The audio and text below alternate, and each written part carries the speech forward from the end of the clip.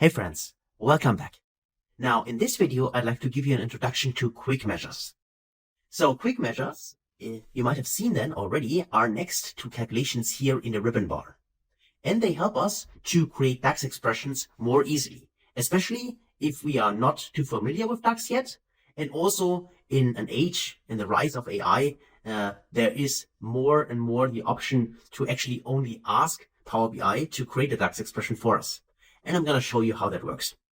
So let's explore that. Let's first go into the plus symbol here, and then let's go in here and just say, in this case, we would like to see, for instance, go in here under the dates table, and then I'm displaying here the date like that. And what I would like to see is only the day, the year and the month. So let me first create a table like that. And here's our table. So that's just our, in this case, our scaffold, which I'm going to use. Let me just also go to the formatting option, go to view and go to format in here. And then let me just click on the value section here and then make this bigger, like 14. Okay. Now, so far what we did then was simply going to modeling, for instance, and create our new measure, or right click on the measures table to create a measure. But this time we're going to dive into the quick measure options.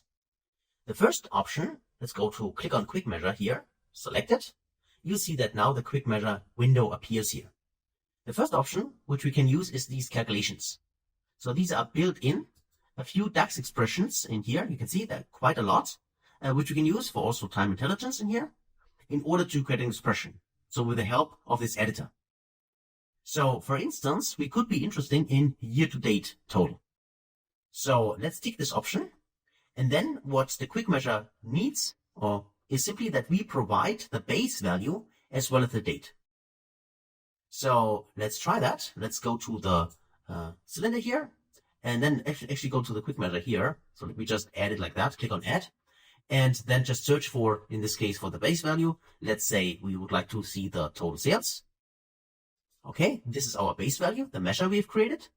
And now for the date itself is referring to the dates table. So from the dates table, in this case, not the order table, but the dates table, we'd like to have the date. So this one here. So now we have added here our information. And just in case you want to learn or read more, just hover over this icon here. It gives you a few additional informations. We specified the kind of calculation we want to do. So we want to do a year-to-date calculation for the base value based on the dates. And now if we click on add, now you see that a new measure has been created, which is called here, total sales year to date. It looks like that. And now if I go to the cylinder here, you would also see it. This is the total sales year to date, which has been created. And now if I go inside my visual here and just try to use it, total sales year to date, let's click this. Then we can see it gives us a running total. And let me just show this to you that this is actually the case. Let's actually also take the total sales as a comparison. So we can see this is the total sales. This is our newly created quick measure. So this is the sum of those two. This is the sum of those three and so on. And what we would expect is that the end of 2022, 2021, gets started here, it restarts. And this is actually what happens, right? So in January, for our new measure, we have the same value as the total sales. And then it continues to accumulate. So do a running sum until the end of 2022 in here. And then we would expect it to reset, which happens, right? So here we have the original value, and then in February we have the sum of January and February, and so on.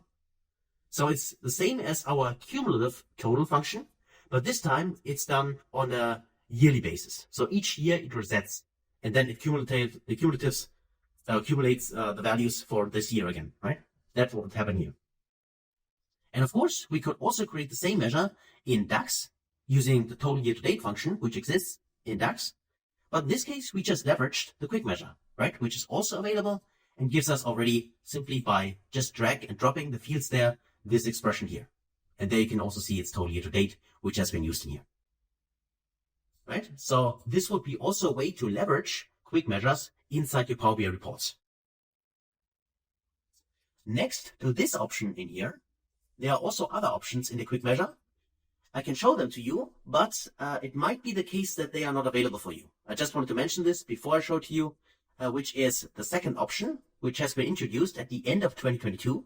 If I click on new quick measure here, there is this option, Suggestions with Copilot. This might be grayed out for you because it needs to be activated in the tenant settings. And this can only be done by a Power BI admin.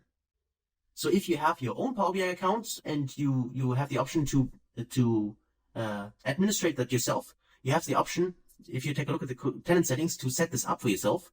But otherwise, if you're trying this in a company, you need to go to your Power BI admin and allow or ask him or her to enable that. So let me just show to you how it would work, because for calculations, we just need to specify the calculation we want, which are these ones. These are the real ones. And then you've seen that we simply drag and drop fields for this inside in order to then calculate something, right? Create the measure. For the suggestions with Copilot, this is different. This actually means that we can type in with natural language. So we can just type in our question, and then Copilot tries to find out, based on the question, what would be the DAX measure of that. So let me just show you, and here also we have an example, total sales for Canada this year. So in my case, I have US data, right? So I might be interested in the sales for US in 2022, for instance, the total sales number. So let's try that. Let's say, give me the total sales. So total sale, spell it correctly, total sales. Now for US in 2022, like that.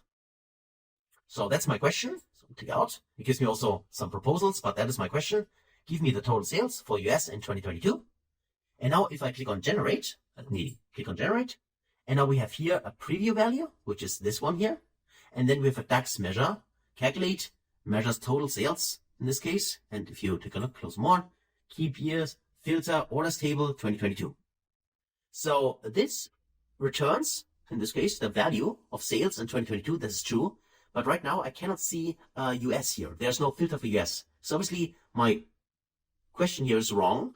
So maybe my dataset is USA instead of US. Let's try that. Yes, it looks like that. Okay, so I need to add an A here. Total sales for USA in 2022, like that. So let's just generate this again and see. And here we can see, okay, this value is smaller. And we can see calculate, measures the total sales. And let's click on more. And the customer country is USA. This is correct. And the year order table is 2022. Okay. So let's click on add. Add. Okay. And there's our measure. And that should also be available. Currently it's called measure. So we would like to rename this probably. Let's call this US sales. US 2022 sales. Like that. Let me press enter. And then let's just go back to our data view here. And there's our measure created by the Copilot. And the question we asked the Copilot. And now if I go in here, let me just visualize that. Let's click on here. Okay, that is the value. Let me just see the value in here. Okay. And now let's actually test whether this is correct. So let's actually create maybe a table visual just to check that out. So let's go in here and choose, I'd like to see this here, a table. So let's go with table, where it is. There's the table.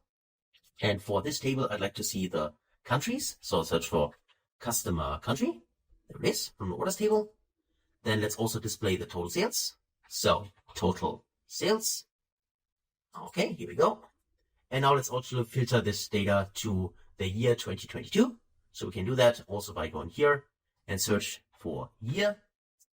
And where is it? There's the year, for instance. So I could go in here and tick this option. And then, for instance, use this as a slicer. So where's the slicer? That is. And let's just choose here. This is a drop down. So go to the formatting option here and more options. And I'd like to see this slicer settings as a drop down. So not between, but a drop down like that. And now let me choose a year. Let's just say 2022. And let's have a look at the values in here. And if I search for USA, there you can see it's 121,223 and 83 cents or pennies. And if we take a closer look at this value, this seems to be exactly the same value. So obviously the measure, which the Copilot in this case, and the quick measure has produced for us is the correct value. So, and this proves it because we filtered it, and just take a look at that to make sure that this is really the case. So that's it actually for an introduction to quick measures.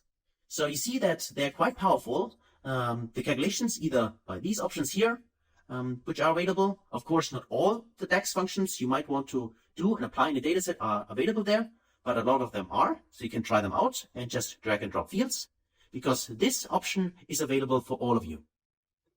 The second option, this suggest with Copilot, so to write your own question in here, this is something which the admin, your Power BI admin, or he or she has to enable for you.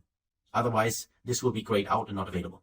But I still thought it is, helpful for you to see that this is possible. And you might want to work with this and explore this deeper in the future. And now you know how to apply it. I just want to give you one hint here, as a tip, that you really need to be careful to describe exactly what you want. Because you have seen, if you make a small mistake, like I used here US instead of USA or anything else, then you might not get the result you want. But still, I think it's a really, really powerful feature, and it will be more and more important in the future. That is why I think it's good that you see how that works. And of course, if you have the option, then please give this a go and try this out yourself. Okay? So that's it for this video. Hopefully that was helpful in the past. This quick measures was not part of the course, but as I said, with the rise of AI in our current age, it's very important to have this in sight and also to help you get started with DAX, because if you learn it from complete scratch, it's not that easy. And if you can use and leverage quick measures in this case, then you should do it. Okay? So that's it for this video. Thanks a lot for watching, and I can't wait to see you in the next video. Until then, best guys.